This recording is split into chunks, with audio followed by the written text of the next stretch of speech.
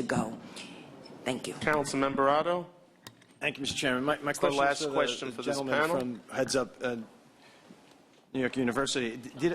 Did I understand you to say that you believe if the council acts legislatively on this and this does not go to a referendum, you believe that that will not add cynicism to the general public? Because I asked that in the context of a gentleman, I represent Staten Island, where in 1993 not only was there a term limits issue on the ballot, but there was a secession issue. And 65% of my home community voted to secede, and government completely ignored that. So I'm asking you, are you telling me the guy at Nick's Barbershop, the blue-collar guys and the professional guys that eat pizza at Lee's Tavern, they're not going to become more cynical if we do this legislatively? That's what your point was? I'm very concerned about the growth of cynicism and a society of distrust that we see developing in our nation. And I think there's really only one hope, and that is for leaders of communities, especially political leaders, to begin to act as profiles encourage and display behavior which over time evokes from the public the response of faith that we once had. I think to view this issue of cynicism and the appearance of activity here narrowly is a mistake.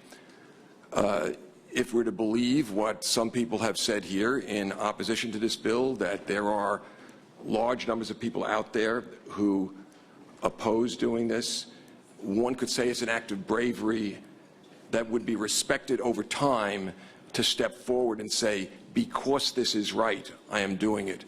I think one of the great moments in the history of this council was when this council on the Civilian Complaint Review Board voted to override what had been a referendum of the people. You have the authority to do it. There's no question that this would survive Section 5. Absolutely no question that it would survive Section 5. I disagree respectfully with the councilwoman on that. You have the authority to do this. I agree that where you should be locating your consideration is in terms of its long-term impact on the way our government is perceived. And I submit to you, if you make the right choice here, and the right choice is not, especially in these times, whether you agree with them or not when a large number of our citizens yearn for the right to vote to people for whom you would be depriving them of their right to vote if you leave the status quo. When many of the citizenry yearn for that, if you vote to give them the right to vote, not to elect those officials, but to give them the right to vote, over time you will be acting in a way that will build respect, if you follow it especially with other such activity. That's what will turn around. With all due respect, sir, you use terms like profiles and courage, act of bravery, behavior. You want to talk about faith? Well, take it from, and to say to any member here who has the courage, if that is his or her convictions, to speak against his or her speaker and a mayor with all the resources in the world, if you're trying to tell me that's not defined as an act of bravery or professional profiles and courage, then you're sadly mistaken. Take it from a guy who got run over by the tank that is the West Wing of this building, when I stood up and I took what I thought was a very principled vote against the property tax. I've lived it. You want to talk about faith? I needed faith.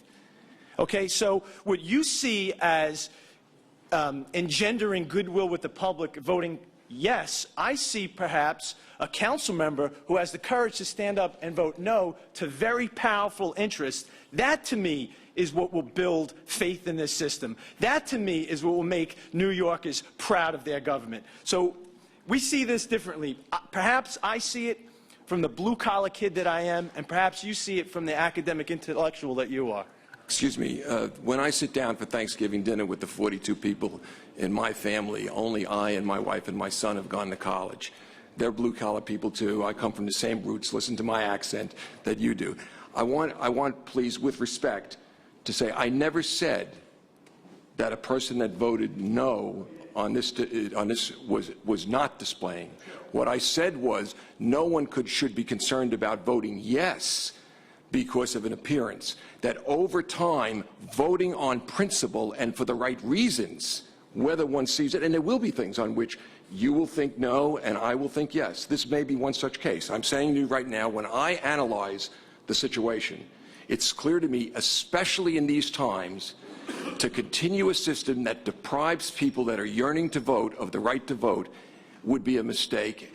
Over time, a vote of yes to give them the right to vote, not to install any particular candidates, but to give them the right to vote, will be viewed not badly, but well. Don't think short-term, think long-term, and it's vote neutral. No, that's it. Wait, no, No. Mr. Chairman, there have been There's people been a back and forth. For 18 hours I've been sitting here, Mr. Chairman. How many? 18. If you can keep the lady to my right quiet, then we'll let you talk as long as you want. I just want to make one point. I did not mean to say that you implied that, but you said something that people can infer from that. And perhaps you have to walk in our shoes for a day to fully appreciate the impact of no votes on votes like this.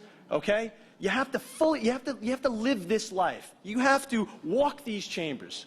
You have to know the implications of your no vote. So when you say that it's courageous to vote yes, I'm saying to you, there are times where it's way more courageous to take a stand and vote no to friends, vote no to your leaders, vote no to people that you helped put in office. That's my only point. Council, she's wearing me down. Councilmember White.